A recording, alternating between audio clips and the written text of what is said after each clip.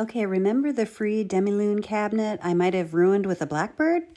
In part one, I washed off about a decade of cobwebs, rebuilt the chipped scrollwork with Bondo, sanded everything down, restained the top in American walnut, and laid down the first coat of charcoal chalk paint. And now this is where things get artistic. I decided to try decoupaging for the first time. Well, the first time since the 1970s, that is.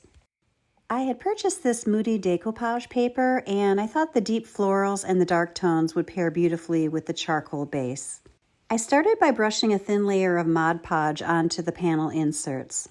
I had a big foam brush and a tiny detail brush, and honestly, I really needed something right in between those two. I did a rough cut of each piece first, then carefully laid them down, trying to avoid wrinkles and bubbles. Once the paper was positioned, I trimmed the excess and created little creases in the corners so it would hug the curved inset panels. I used a wooden spatula to press everything flat and secure it along the edges. After it dried completely, I applied a thin sealing layer of the glue over both panels and let that dry. Then I lightly sanded, added another coat, sanded again, and repeated that one more time. Thin layers, patience, persistence, things that are second nature now as a furniture flipper.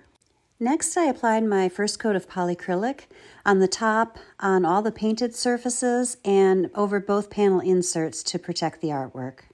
While that dried, I grabbed the decorative handles and gave them a good scrub with the stainless steel mesh and some cleansing powder to bring back their detail. Then I broke out the bronze gilding wax. I started by applying it to the door hardware, which immediately added some warmth. At first, I tried using my finger on the lower scrollwork, which worked, but it felt a little messy. So I switched to a small brush and very carefully applied the wax around the panels, on the feet, and along a few raised edges. The goal was subtle highlighting, not metallic chaos.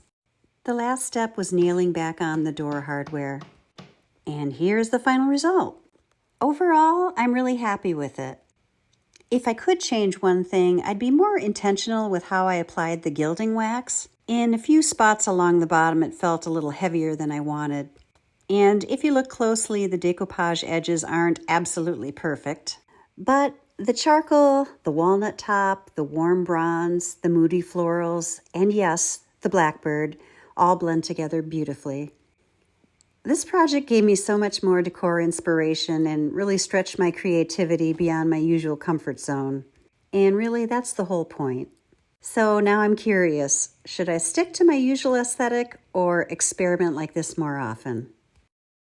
My name is Meg, and I show you practical tips for refinishing and flipping furniture. Be sure to hit the follow button for more.